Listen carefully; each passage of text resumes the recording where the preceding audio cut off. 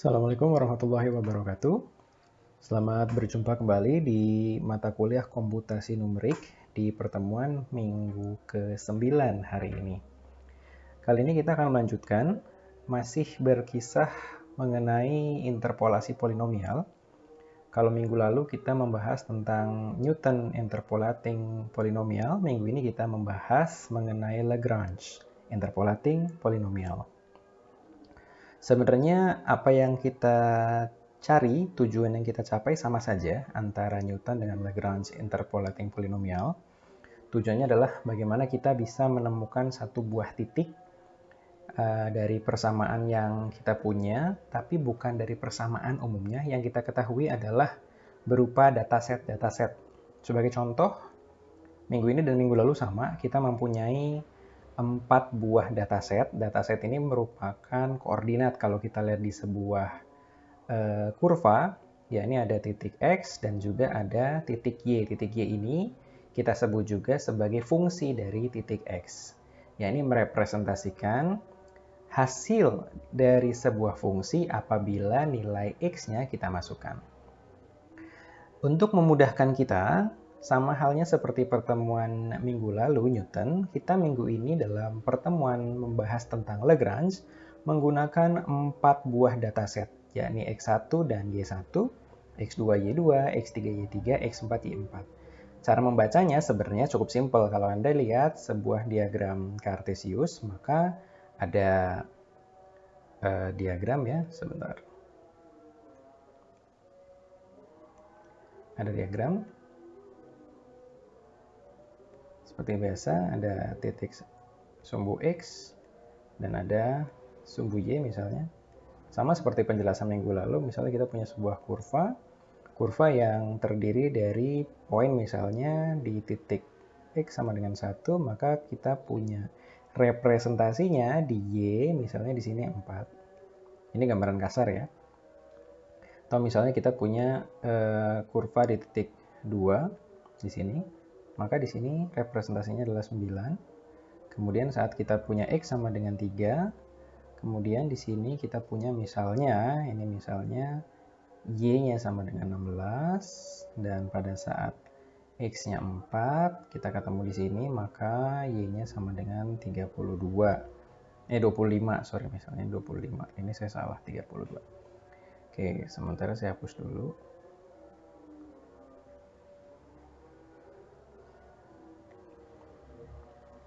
Oke, kita akan coba sekarang, kita mempunyai beberapa dataset yang kita punya.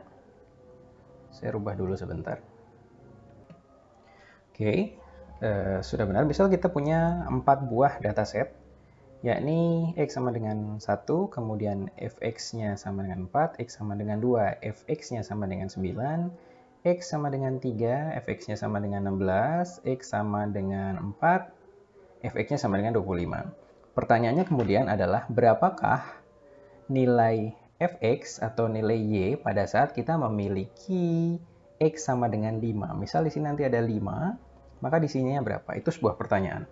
Dan pertanyaan ini kita akan jawab menggunakan Lagrange interpolating polynomial. Caranya sebenarnya sangat simpel, cuma agak panjang menulisnya. Jadi kita butuh Anda teliti. Kemudian pada saat perhitungan nanti kita juga butuh Anda benar-benar jumlahkan satu persatu, bagi satu persatu.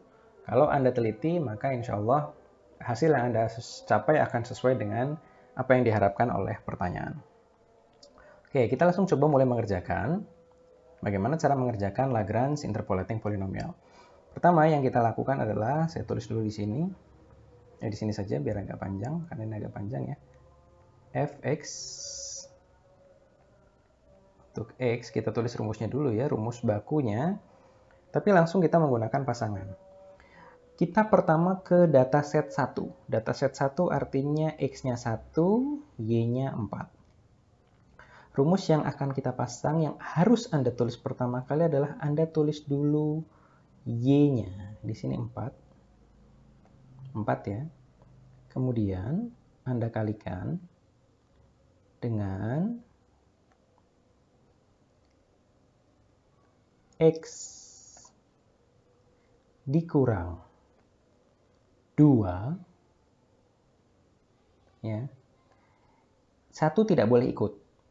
Untuk pertama kali, 1 tidak boleh ikut. Karena Y yang sedang kita operasionalkan adalah Y1. Maka X1 tidak boleh kita taruh di sini. Yang boleh ikut adalah X2, X3, dan X4. Begitupun nanti selanjutnya, pada saat kita mengoperasikan X2, maka X2 tidak boleh ikut. Yang boleh ikut adalah X1, X3, dan X4. Pada saat nanti kita mengoperasikan Y3, maka X3 tidak boleh ikut. Yang boleh ikut adalah X1, X2, dan X4. Demikian seterusnya. Contoh yang pertama. Pada saat kita menggunakan Y1 sebagai pengali di depan, maka yang boleh terlibat sebagai pembilang pada pengalinya adalah yang pertama, X ini wajib ada. Ini wajib ada, dikurangi 2, kemudian dikalikan X dikurangi 3, kemudian 1 yang terakhir adalah X dikurangi 4. Ini sampai berapa? Ya sebanyak jumlah X-nya. Kalau di sini ada 10, ya kita sampai 10. Itu pembilangnya. Penyebutnya berapa? Penyebutnya adalah X1 baru mulai boleh. Ini boleh terlibat. 1 dikurangi tetangga-tetangganya. 1 dikurang 2 dikali 1 dikurang 3. 3 ya. Kurung. Dikali 1 dikurang 4. Ya.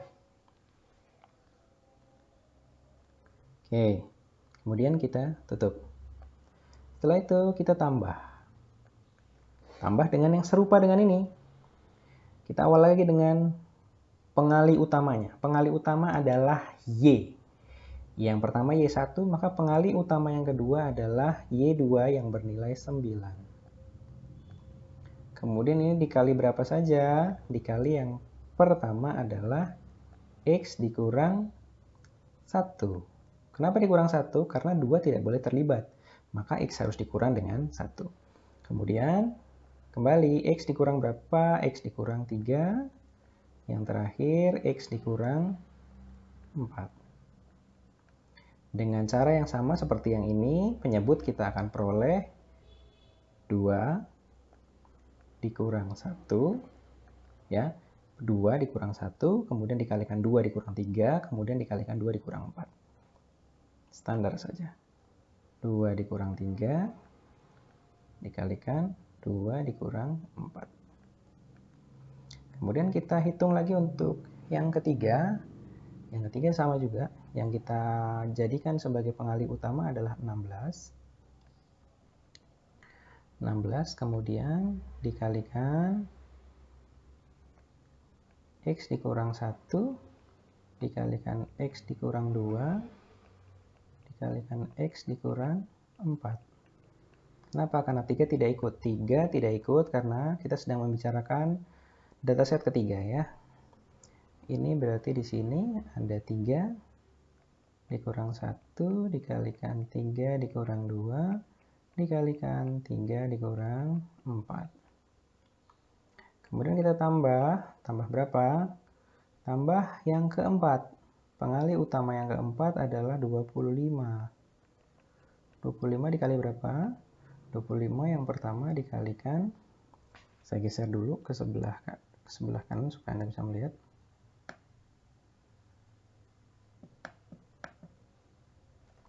Sebentar. Dikalikan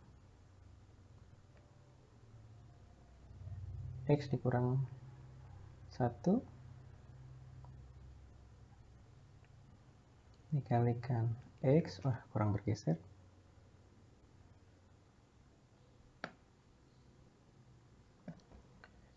Kemudian X dikurang 2 dikalikan X dikurang 3. Saya bagi. Kemudian di sini adalah, ini belum saya tutup. Di sini adalah 4 dikurang 1, 4 dikurang 2 kali 4 dikurang 3. Nah, selesai. Apa yang kita lakukan berikutnya adalah kita sederhanakan dulu dengan memasukkan angka 5 ke dalam persamaan yang cukup panjang ini. Ya.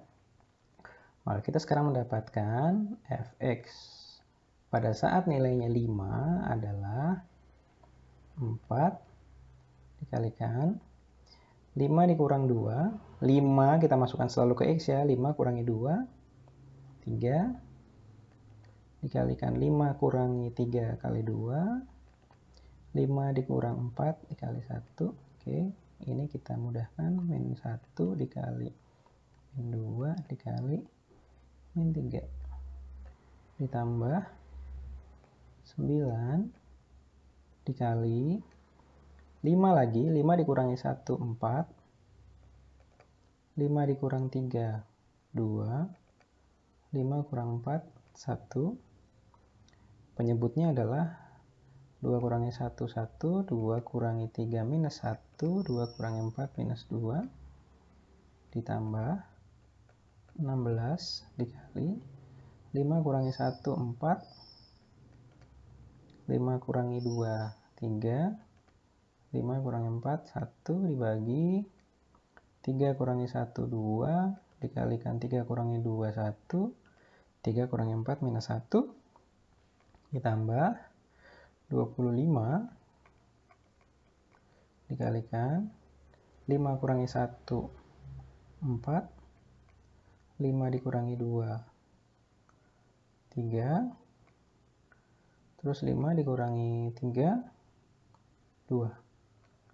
Dibagi 4 dikurangi 1, 3. 4 dikurangi 2, 2. 4 dikurangi 3, 1. Ya. Maka kemudian kita jadi makin mudah untuk menyederhanakannya. Kita kalikan lagi dan kita jumlahkan. 4 kali 6 per negatif 6 ditambah 9 dikali 8 per 2 ditambah 16 dikalikan 12 per minus 2 ditambah 25 dikalikan 24 per 6. Jika kita kalikan, ini sudah sangat simpel. Jadi di sini minus 4, ya, 4 kali minus 1, kemudian ditambah 9 kali 4, 36, kemudian 12 bagi 2 minus 6, minus 6 kali 16 sama dengan minus 96, ditambah 25 kali 24 bagi 6, 4, 25 kali 4 sama dengan 100. Jika kita tambahkan semuanya, maka menghasilkan 32 plus 4 sama dengan 36. Nah, ini hasilnya. Jadi, dari pertanyaan kita, apabila kita mempunyai dataset seperti ini, kemudian kita diberikan sebuah pertanyaan berapakah nilai fungsi X apabila X diketahui sama dengan 5, maka fungsi X bernilai 36. Jika di sini kita tulis 5, maka di sini bernilai 36. Sebenarnya sudah dapat Anda duga pada awal persoalan kita, kalau kita lihat, ini adalah pangkat ya, 2 pangkat 2, 3 pangkat 2, 4 pangkat 2, 5 pangkat 2, 6 pangkat 2. Anda bisa coba-coba setelah ini untuk mengerjakan bukan F sama dengan 5. Anda bisa misalnya mengerjakan F untuk 7. Ya. Coba Anda kerjakan. Kemudian Anda coba-coba menggunakan pengerjaan seperti yang tadi sudah saya contohkan di awal. Maka insya Allah Anda akan mendapatkan hasil yang sesuai dengan deret ini. Ya, deret yang di bawah. Deret kuadrat, 4 kuadrat, T2 kuadrat, 3 kuadrat, 4 kuadrat, 5 kuadrat, 6 kuadrat, 7 kuadrat, 8 kuadrat. Maka harusnya ini jawabannya adalah 64. Kalau bisa Anda temukan caranya dan hasilnya seperti ini, maka Anda sudah cukup paham bagaimana menggunakan polinomial interpolating Lagrange untuk memecahkan sebuah permasalahan. Sekian dari saya. Apabila ada pertanyaan, Anda silahkan ajukan di Google Classroom kita. Pertemuan berikutnya kita akan membahas lebih jauh, dan jangan lupa minggu ini kita akan mempunyai 2 mata jam praktek ya untuk pertemuan minggu ke-7 yang tertunda dan pertemuan minggu ke-10. Jadi setelah ini saya akan mengirimkan kepada Anda tutorial bagaimana menggunakan MATLAB untuk memecahkan masalah-masalah yang sudah pernah kita bahas di minggu-minggu sebelumnya, terutama yang terjadi di sebelum UTS. Apabila Anda pertanyaan, silakan Anda bisa ajukan seperti yang tadi saya sudah sampaikan di Google Classroom. Sekian, Assalamualaikum warahmatullahi wabarakatuh.